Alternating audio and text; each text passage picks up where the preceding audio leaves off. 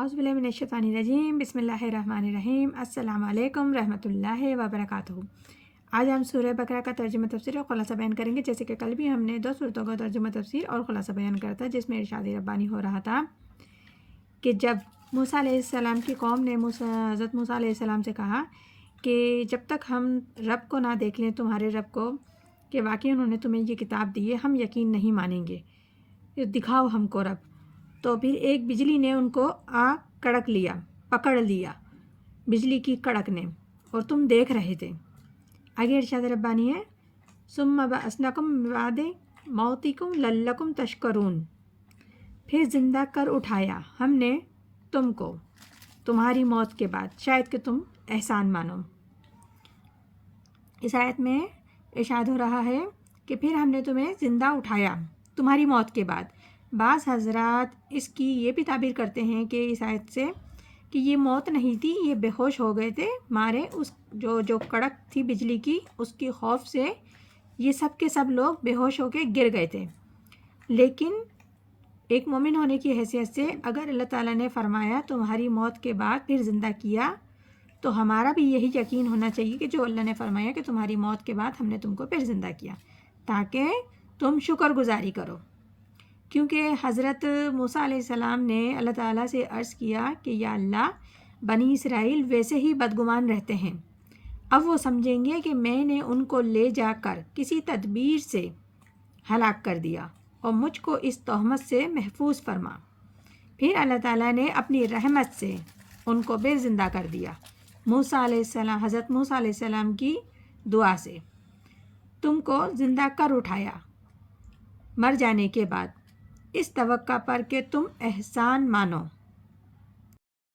آگے ارشاد ربانی ہے وَظَلَلْنَا عَلَيْكُمُ الْغَمَامَ وَأَنزَلْنَا عَلَيْكُمُ الْمَنَّ وَالسَّلْوَىٰ وَكُلُوا مِنَ الطَّيِّبَاتِ مَا رَزَقْنَاكُمْ وَمَا ظَلَمُونَا وَلَكِنْ كَانُوا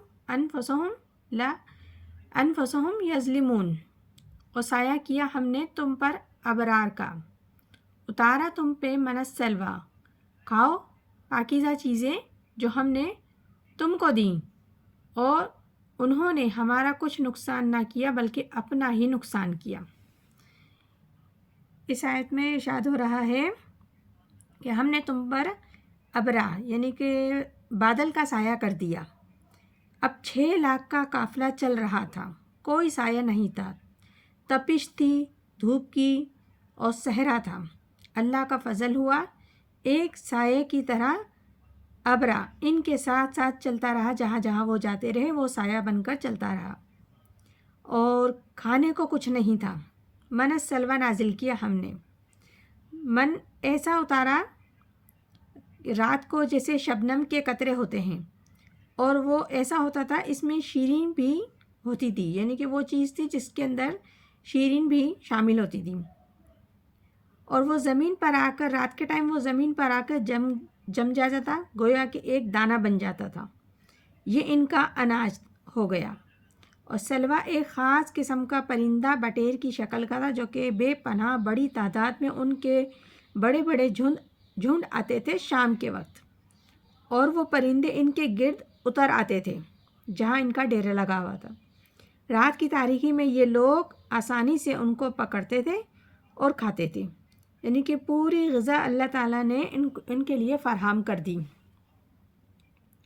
پھر فرمایا اللہ تعالیٰ نے کہ کھاؤ وہ پاکیزہ چیزیں جو ہم نے تم کو عطا کی، ہم نے تم پر کوئی ظلم نہیں کیا، لیکن وہ خود ہی اپنے اوپر ظلم ڈھانے والے تھے، ہر قدم پر نافرمانی کرتے تھے، ناشکری کرتے تھے، اور اپنے آپ کو ظلم کے دائرے میں رکھتے تھے۔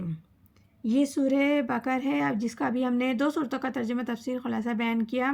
انشاءاللہ تعالیٰ مزید آگے بھی کرتے رہیں گے۔ پروردگار عالم ہم سب کو قرآن پاک صحیح پڑھنے، سمجھنے، عمل کرنے کی توفیق عطا فرمائے۔ آمین ثم آمین۔ جزاک اللہ۔